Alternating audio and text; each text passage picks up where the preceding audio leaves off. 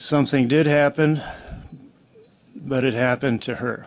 The family of Samya Stumo, who was killed in the Ethiopian Airlines crash last month, is suing the airline, Boeing, and the manufacturer of a part of the aircraft that's under investigation. We flew there to bring her home, but we learned there were no survivors. Then we learned we could not bring home her body, or even fragments of her body. I stood on that Ethiopian agricultural field with my family, looking at the crater, feeling her. This should not happen to anyone again.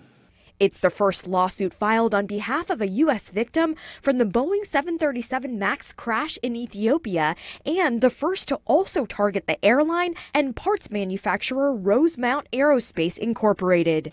We would all want to be like Samya, who was lighthearted. We as passengers need to demand that planes be safe so that no one else dies. 24-year-old Stumo was the grandniece of consumer activist and one-time presidential candidate Ralph Nader, who called for a boycott of the 737 MAX. Those planes should never fly again.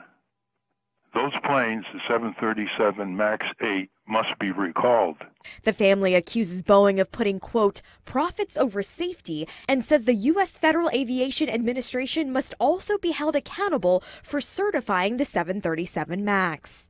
Those in charge of creating and selling this plane did not treat Samya as they would their own daughters.